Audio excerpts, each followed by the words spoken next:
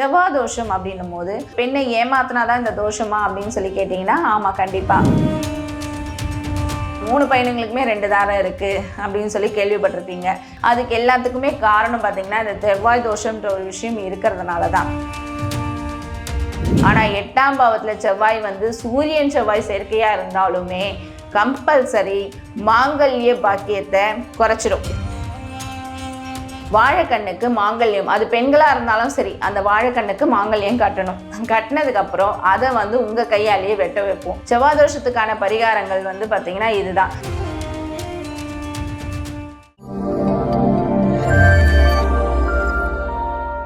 Full and பக்தி நேயர்களுக்கு வணக்கம். நான் உங்கள் நாகசக்தி அல்வாக்கு ஜோதிடர் கோமலகாந்தி. இப்போ எங்கே பார்த்தாலுமே பார்த்தீங்கன்னா நிறைய டிவோர்ஸ் தான். எல்லா இடத்துலையுமே பார்த்தீங்கன்னா இந்த பிரச்சனைகள் இருந்துக்கிட்டே இருக்குது. கணவன் மனைக்குள்ளே சண்டை சச்சரவுன்ற ஒரு விஷயம் எங்கே பார்த்தாலுமே இப்போ தலை தூக்கி ஆடுது. எல்லா இடத்துலையுமே சினி ஃபீல்ட்லேருந்து சாதாரண மனிதர்கள் வரைக்கும் இந்த விவாகரத்துன்ற பிரச்சனை இப்போ தலை தூக்கி ஆடிட்டுருக்கு. அது எதனாலன்று பார்த்தீங்கன்னா அவங்களுக்கு எல்லாருக்குமே இந்த செவ்வாயோடைய தாக்கம் அதிகமாக இருக்கும். அதாவது செவ்வாய் தோஷம்ன்ற ஒரு விஷயம் அவங்களுடைய ஜாதக கட்டத்தில் இருந்திருக்கும். அதாவது ஜாதக கட்டத்தில் செவ்வாய் தோஷம்னா என்ன அப்படின்னு சில பேருக்கு தெரியாமல் இருக்கும், சில பேருக்கு தெரிஞ்சிருக்கலாம். அதாவது நம்மளுடைய முன்னோர்கள் வழியில் ஏதாவது ஒரு பெண்ணை ஏமாற்றி அது மூலயமா சாபம் வாங்கிறது தான் இந்த செவ்வாய் தோஷம். அதாவது பெண் தோஷம் சொல்லி சொல்லுவாங்க. சில பேர் செவ்வாய் தோஷம் சொல்லுவாங்க, சில பேர் பெண் தோஷம் அந்த மாதிரி சொல்லுவாங்க. அந்த பெண் தோஷம் ஏன் ஏற்படுது, இந்த செவ்வாய் தோஷத்துக்கான பரிகாரங்கள் என்னன்றது தான் நம்ம இந்த பதிவில் இப்போ பார்க்க போகிறோம். செவ்வாய் தோஷம் அப்படின்னும் போது அதாவது ஒரு பெண்ணை ஏமாத்தினாதான் இந்த தோஷமா அப்படின்னு சொல்லி கேட்டிங்கன்னா ஆமாம், கண்டிப்பாக. இது மட்டும் இல்லாமல் சில பேர் அந்த காலத்துலலாம் 2 தாரம் கல்யாணம் பண்ணிக்கிறாங்க. அதாவது ஒரு தாரத்தை, அதாவது ஒரு பெண்ணை கல்யாணம் பண்ணிக்கிட்டு அடுத்த பெண்ணையும் கல்யாணம் பண்ணிக்கிறாங்க. கல்யாணம் பண்ணிட்டு என்ன பண்ணுறாங்கன்னா ஒருத்தவங்களை நல்லா ரொம்ப அஃபெக்ஷனாக பார்த்துட்டு ஒருத்தவங்களை சரியாக பார்க்காத போதும் இந்த செவ்வாய் தோஷத்துடைய தாக்கம் அதிகமாக வருது. ஸோ இதனால் என்ன பிரச்சனைகள் வரப்போகுது அப்படின்னு பார்த்தீங்கன்னா குடும்பத்தில் யாருக்குமே சில பேருக்குலாம் மேரேஜ் ஆகாமல் தடங்களாகி நிற்கிறது. சப்போஸ் மேரேஜே ஆயிருந்தாலும் 2 தார யோகம் அப்படின்னு சொல்லுவாங்க. அந்த 2 தாரம்ன்ற ஒரு விஷயங்கள் அவங்க குடும்பத்தில் வாழையடி வாழையாக வந்துட்டுருக்கும். சில பேருக்கு கேள்விப்பட்டிருப்பீங்க, அப்பாவுக்கும் 2 தாரம், பிள்ளைங்களுக்கும் 2 தாரம், 3 பையங்கப்பா, அந்த 3 பையனுங்களுக்குமே 2 தாரம் இருக்குது அப்படின்னு சொல்லி கேள்விப்பட்டிருப்பீங்க. டிவோர்ஸ் ஆகிடுச்சு, அப்பாவும் அதே கதை தான், பிள்ளைங்களுக்கும் அதே கதை தான், இதான் குடும்பமோ அப்படின்னு சொல்லிட்டு நிறைய பேர் பேசக்கூட கேள்விப்பட்டிருப்பீங்க. அதுக்கு எல்லாத்துக்குமே காரணம் பார்த்தீங்கன்னா இந்த செவ்வாய் தோஷம்ன்ற ஒரு விஷயம் இருக்கிறதுனால தான். செவ்வாய் தோஷம் அப்படின்னு பார்த்தீங்கன்னா இந்த லக்னத்தில், அதாவது ஜாதக கட்டத்தில் சொல்கிறேன், அது எப்படி கண்டுபிடிக்கிறதுன்னு பார்க்கலாம்.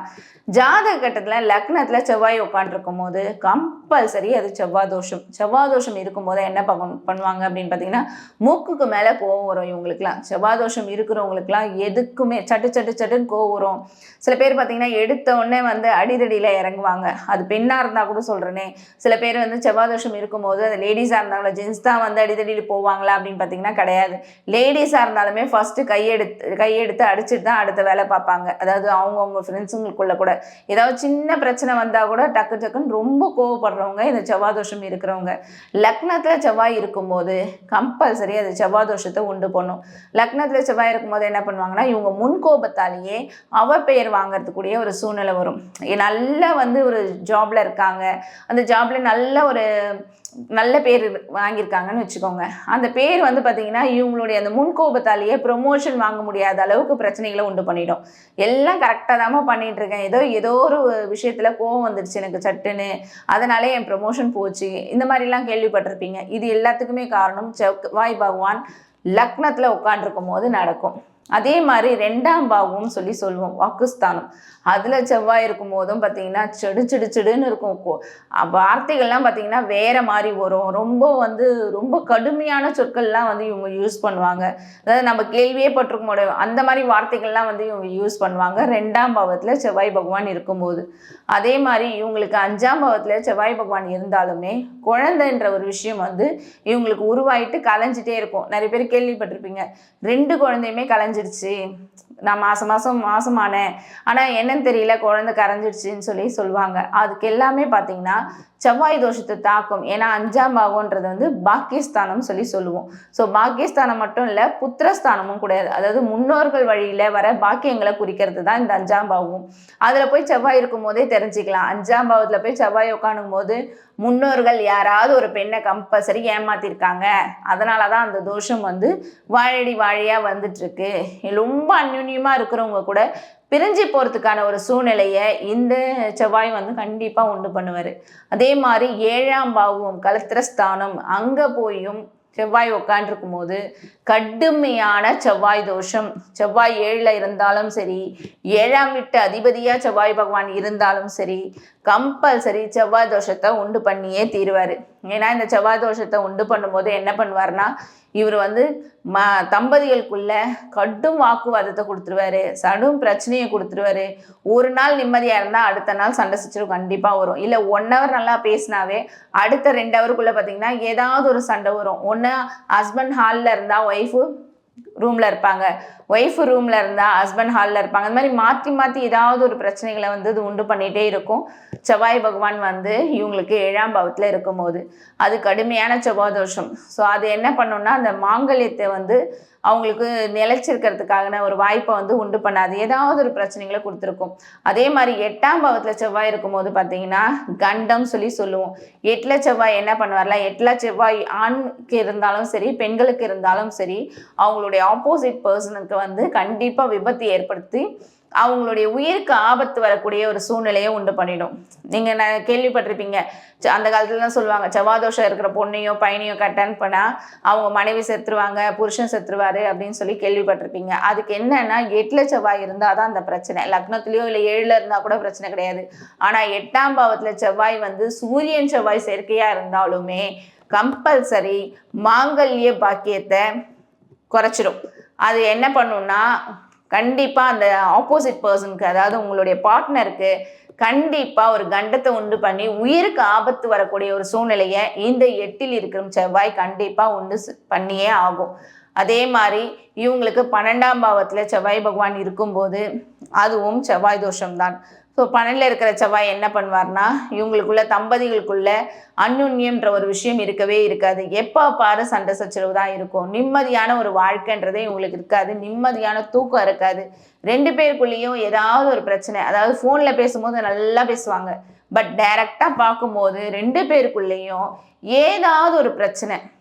அதாவது பார்த்தாவே வந்து ஒரு பாம்பும் கீரிப்புள்ளியும் போல சண்டை போட்டுட்டே இருப்பாங்க. எப்போ பாரு இதுங்களுக்குள்ள சண்டை தான் அப்படின்னு எத்தனையோ பேர் வந்து இவங்களுக்கு சமாதானம் படுத்தி விட்டு போனாலுமே இவங்க எப்போ பாரு சண்டை போட்டுகிட்டே இருப்பாங்க. இதில் 12ல் இருக்கிற செவ்வாய் கண்டிப்பாக உண்டு பண்ணியே தீருவார். அதே மாதிரி 12ல் செவ்வாய் இருக்கும்போது என்ன பண்ணணும்னா, என்ன மாதிரியான வேலையில் நீங்கள் இருந்தாலுமே அந்த வேலையில் ஒரு நாள் வேலை இல்லாமல் ரோட்டில் நிற்கிற அளவுக்கு அது உண்டு பண்ணி விட்டுரும். ஏன்னா 12ல் இருக்கும் செவ்வாய் ரொம்ப உங்களுடைய வேலையை வந்து பாதிக்கும். அது நீங்கள் எந்த வேலை செஞ்சாலும் சரி, அந்த வேலையில் ஒரு மாதமாவது அந்த வேலையை இழுத்து மூடிட்டு எதுவுமே இல்லாமல் பணப்பற்றாக்குறை ஏற்படக்கூடிய ஒரு சூழ்நிலையை 12ல் இருக்கும் செவ்வாய் கம்பல்சரி உண்டு பண்ணும். ஸோ இந்த மாதிரி ஒரு விஷயங்களில் செவ்வாய் பகவான், அதாவது லக்னத்துலேயோ இல்லை 5லேயோ 7லேயோ 8லேயோ 12லேயோ இருக்கும்போது கண்டிப்பாக இந்த செவ்வாய் தோஷம்ன்றது வந்து உங்களுடைய ஜாதகத்திலேயே பார்க்கும்போதே உங்களுக்கு தெரிஞ்சுக்கலாம். அது மட்டும் இல்லாமல் சந்திரன் வீட்டிலேருந்து, அதாவது சந்திரன் பகவான் இருக்கார்ல, சந்திர பகவான் வீட்டிலேருந்து 2ல் செவ்வாய் இருந்தாலும் சரி, சந்திர பகவான் வீட்டிலேருந்து 12ல் செவ்வாய் இருந்தாலும் சரி, சந்திரன் வீட்டிலேருந்து 7ல் செவ்வாய் இருந்தாலும் சரி, அதுவும் செவ்வாய் தோஷம்தான். ஸோ அதனால சந்திரனுடைய கால்குலேஷன் சில பேருக்கு வந்து இது மறைமுக செவ்வாய் தோஷம்னு சொல்லுவாங்க. ஸோ அதனால லக்னத்தில் இல்லைங்க, அப்போ எனக்கு செவ்வாய் தோஷமே இல்லையே, நான் நல்லா தானே இருக்கேன் அப்படின்னு சொல்லிட்டு சில பேர் கேட்கலாம். ஏன்னா வந்து எங்கே பார்த்தாலுமே இந்த டிவோர்ஸு இந்த நடக்கிறதுக்கான ஒரு காரணமே செவ்வாயுடைய தாக்கம் அதிகமாக இருக்கிறதுனால தான். இப்போ இந்த காலத்தில் பார்த்தீங்கன்னா இந்த மிக்சி கிரைண்டர் அது எல்லாமே வந்துடுச்சு. ஆனால் அந்த காலத்தில் வந்து எதுவுமே கிடையாது. எல்லாமே வந்து இந்த ஆட்டுக்கல் அது இதுன்னு வச்சு தான் வந்து அந்த காலத்து மக்கள் யூஸ் பண்ணிகிட்டு இருந்தாங்க. இப்போ இருக்கிற எலக்ட்ரானிக் ஐட்டங்கள் எல்லாமே பார்த்தீங்கன்னா அது ஃபோன், இது எல்லாமே வந்து செவ்வாயுடைய தாக்கம் அதிகம் இருக்கிற இயந்திரங்கள் தான். ஸோ இதனால தான் பார்த்தீங்கன்னா இப்போ அதனுடைய தாக்கம் அதிகமாக இருக்கிறதுனால இப்போ டிவோர்ஸ்ன்ற ஒரு விஷயமும் அதிகமாக போயிட்டு இருக்கிறதுக்கான காரணம் இந்த செவ்வாயுடைய தாக்கம் இருக்கிறதுனால தான். சரி, செவ்வாய் தோஷம்னு சொல்லிட்டீங்க, இதுக்கான பரிகாரங்கள் என்ன? வாழைக்கண்ணு இருக்குல்ல, ஸோ இவ்வளோ சைஸ் இருந்தால் கூட போதும். அந்த வாழைக்கண்ணை வந்து நைட்டு தூங்கும் போது, அது ஆண்களாக இருந்தாலும் சரி பெண்களாக இருந்தாலும் சரி, நைட்டு தூங்கும் போது அவங்க பக்கத்தில் அந்த வாழைக்கண்ணை வச்சுட்டு தூங்கிடணும். காலையில் எழுந்து குளிச்சுட்டு அந்த வாழைக்கண்ணை எடுத்துட்டு அந்த பரிகாரம் பண்ணுற இடத்துக்கு போயிட்டு செவ்வாதோஷ பரிகாரம் நிவர்த்தி பண்ணணும். அதாவது என்ன பண்ணணும்னா, உங்களுடைய முன்னோர்கள் வழியில எப்படி மாங்கல்யம் வாங்குவாங்க. சில பேருக்கு வந்து இந்த பொட்டு தாலி இருக்கும், சில பேருக்கு அந்த தொப்பை வச்ச தாலி இருக்கும், குண்டு தாலி இருக்கும், சில பேருக்கு வந்து நீட்டு தாலி இருக்கும். சரி, உங்களுடைய முறைப்படி என்ன தாலியோ அதை எடுத்துட்டு வந்து அந்த வாழைக்கண்ணுக்கு மாங்கல்யம், அது பெண்களா இருந்தாலும் சரி, அந்த வாழைக்கண்ணுக்கு மாங்கல்யம் கட்டணும். கட்டினதுக்கு அப்புறம் அதை வந்து உங்க கையாலேயே வெட்ட வைப்போம். இந்த மாதிரி ஒரு விஷயங்கள் பண்ணி சில பூஜைகள்லாம் வந்து ஹோமம் பண்ணி சில பூஜைகள்லாம் பண்ணும்போது இந்த செவ்வாதோஷம்ன்ற ஒரு விஷயம் வந்து உங்களை விட்டு விலகி போகும். செவ்வாதோஷத்துக்கான பரிகாரங்கள் வந்து பார்த்தீங்கன்னா இதுதான். இது மட்டும் இல்லாமல் முருகரை பார்த்தீங்கன்னா ஒரு 6 வாரம் செவ்வாய்க்கிழமை தொடர்ந்து போயிட்டு 6 வெத்தலை விளக்கு ஏற்றி வச்சு, அதாவது முருகர் கோயிலில் அங்காரகன் இருப்பார்ல, அவருக்கு ஏற்றி வைங்க. முருகரை நினைச்சிட்டு ஏத்துங்க. நீங்க இந்த விஷயங்கள்லாம் பண்ணும்போது உங்களுக்கான இந்த செவ்வாய் தோஷ பரிகாரங்கள் கொஞ்சம் கொஞ்சமா வந்து நீங்க செய்யும் போது உங்களுக்கான இந்த செவ்வாய் தோஷத்துடைய தாக்கம் வந்து குறைய ஆரம்பிக்கும். அதே மாதிரி துர்கா அம்மாவுக்கு பார்த்தீங்கன்னா செவ்வாய்க்கிழமையில அந்த ராகு காலத்துல போயிட்டு அவங்களுக்கும் வந்து விளக்கு போட்டுட்டு வாங்க. இதெல்லாம் வந்து எலுமிச்சப்பழம் விளக்கு போடுங்க. ஸோ இதெல்லாம் பண்ணும்போது செவ்வாய் தோஷத்துல இருந்து நிவர்த்திக்கான ஒரு விஷயம் வந்து உங்களுக்கு கண்டிப்பா கிடைக்கும். அப்படியே உங்களுக்கு தெரிஞ்சுக்கணும் அப்படின்னு நினைச்சீங்கன்னா ஸ்கிரீன்ல தெரியுற அந்த நம்பருக்கு கால் பண்ணுங்க. எங்க இடத்துலயே நாங்கள் செவ்வாதோஷ பரிகாரங்கள் எங்க கோயிலில் வச்சு நாங்கள் செஞ்சுட்டு இருக்கோம். உங்களுக்கான தீர்வும் அதுக்கு மூலமா உங்களுக்கு கிடைக்கும்.